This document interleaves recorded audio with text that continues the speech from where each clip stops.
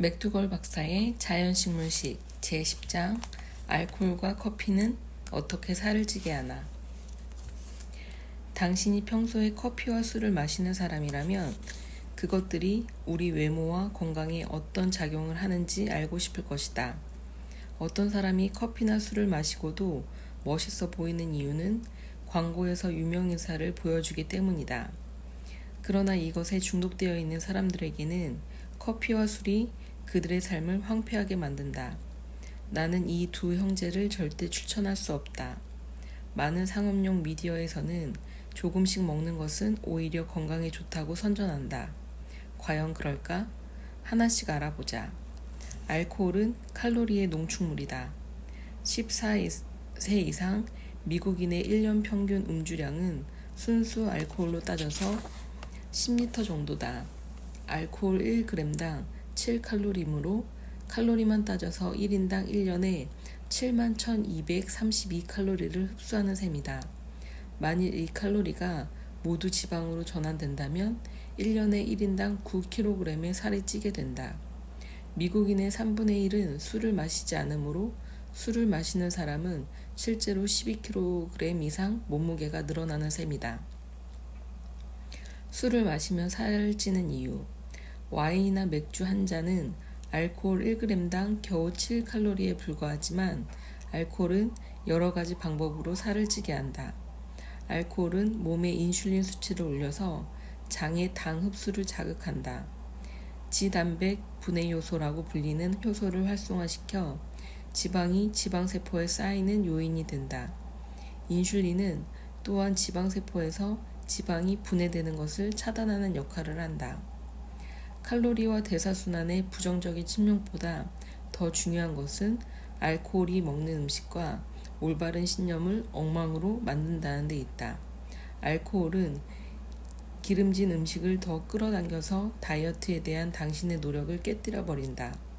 술을 마시면서 신선한 채소를 먹는 사람은 드물다. 술이 독하기 때문에 중화시키기 위해서 당신은 저절로 고기를 먹게 된다.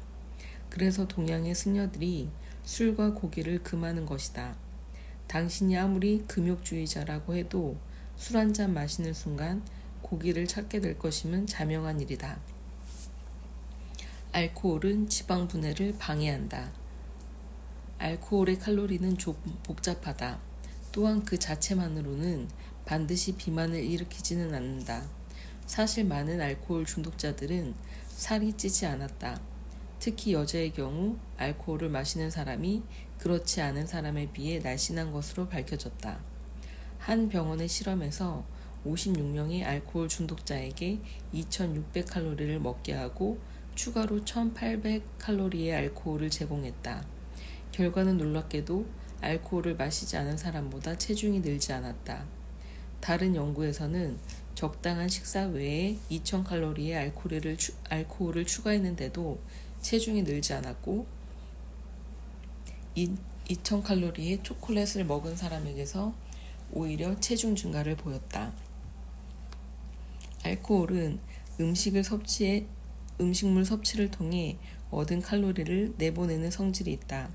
또한 에너지로 즉시 태워 없앤다. 알코올이 지방으로 전환되려면 엄청난 에너지를 필요로 한다. 에너지를 소비한다기보다는 초과된 칼로리를 열로 태워 없앤다. 이 때문에 알코올은 칼로리가 높음에도 불구하고 지방으로 전환되지 않는 것이다.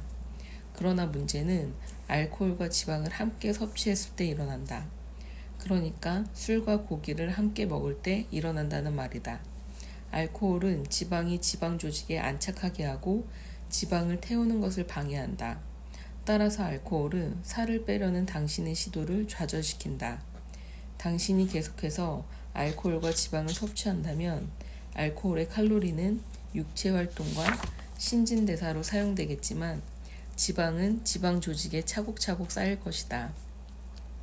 당신이 음식물로 섭취한 지방은 바로 즉시 지방세포로 전환된다는 점을 명심하길 바란다.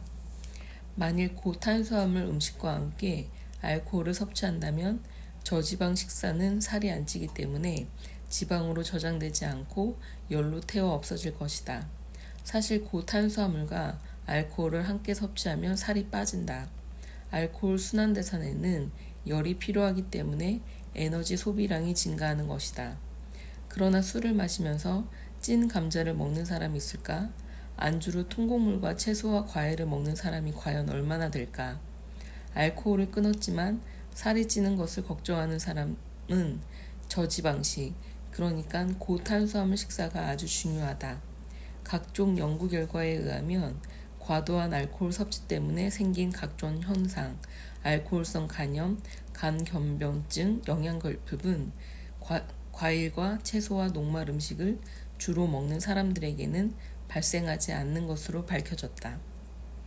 커피가 날씬하게 만든다고? 사실 커피를 마시면 살이 빠진다.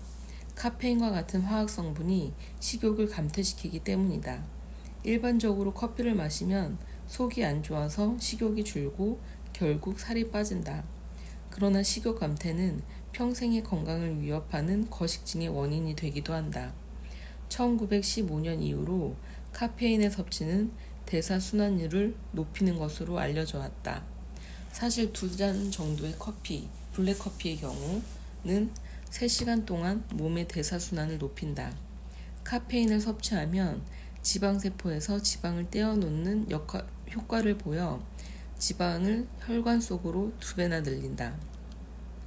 이 지방은 결국 태워 없어진다. 이처럼 지방을 태우는 커피의 효과가 카페인의 가장 좋은 역할이다. 비만인보다는 날씬한 사람에게 더 효과를 보인다. 카페인은 열을 발생시켜서 에너지의 소비를 늘린다. 한 연구에 의하면 커피 한 잔의 카페인은 대사순환율을 150분간 3에서 4% 정도를 늘려준다. 계속해서 12시간 동안 2시간마다 카페인을 섭취한다면 에너지 소비는 8에서 11% 증가한다. 이것은 150칼로리 정도에 해당한다. 매일 커피를 계속해서 마시면 체중 감소를 촉진시키는 것은 사실이다. 하루 150칼로리면 한 달에 500g의 지방을 뺄 수 있는 셈이다. 커피는 자율신경계를 자극해서 인슐린의 활성화를 약화시키고 단기적으로 살이 빠지게 만드는 것은 사실이다. 커피가 과연 살을 빼줄까? 우리는 커피를 마실 때 설탕과 크림을 함께 넣어 마신다. 우리는 커피를 마실 때 콜레스테롤과 지방이 듬뿍 들어간 쿠키나 케이크를 함께 먹는다. 물론 사람마다 다르긴 하다. 그러나 과체중의 사람들은 커피를 더 많이 마시는 경향이 있고 녹말 음식 및 채소와 과일을 덜 먹는 경향이 있으며 알코올을 더 마시는 경향이 있다. 물론 커피 자체에는 칼로리가 없다. 그러나 설탕 한 스푼에는 16칼로리가 있고 크림 한 스푼을 넣을 때마다 20에서 40칼로리가 추가된다. 거기에다 지방 가득한 쿠키와 도넛이 추가되는 것이다. 커피의 화학 성분들은 위벽을 자극해서 음식을 더 많이 먹게 한다. 특히 위벽을 자극해서 나오는 위산은 더 배를 고프게 만든다. 커피를 자주 마시는 사람들은 커피를 마실 때 정신은 또렷해지지만 속은 약간 쓰린 경험을 하게 되는데 이것을 중화시키기 위해서 음식을 먹게 되는 것이다. 카페인이 없는 커피도 똑같이 과도한 위산을 만들어낸다. 커피의 카페인을 없애기 위해서 화학 첨가제를 사용한다는 사실을 아는 사람은 거의 없다. 그 화학물질을 중화시키기 위해서 더 많은 음식이 필요하다는 것은 너무나 당연한 사실이다. 쾌락은 대가를 치러야 한다. 커피는 서구 사회뿐만 아니라 전 세계적으로 대중적인 음료가 되었다. 술, 담배와 함께 법적으로도 문제될 것이 없다. 커피는 사람의 정신을 깨우기도 하지만 신경을 예민하게도 한다. 부수적으로 콜레스테롤을 높이고 소화불량 및 설사의 원인이 된다. 카페인은 커피 한 잔에 103mg, 녹차 및 홍차는 36mg, 콜라는 40mg 정도가 함유되어 있다. 카페인은 또한 혈압 및 심장 박동을 높인다. 심장병이나 고혈압 또는 약을 먹는 환자들은 이런 자극적인 음료를 피해야 한다. 이처럼 체중 감소 효과를 주는 음료들은 반드시 그 대가를 치르게 되어 있다. 나는 개인적으로 절대 추천하지 않는다. 자연 식물식이란 무엇인가? 자연에서 가져온 식물을 있는 그대로 먹는 것이다. 과일과 채소는 그대로 먹고 통 곡물에만 열을 가해서 먹는 방식이다. 자연에서 가져와 공장에 들어갔다가 온갖 화학물질을 첨가해서 실려 나온 공장 음식은 절대 추천하지 않는다.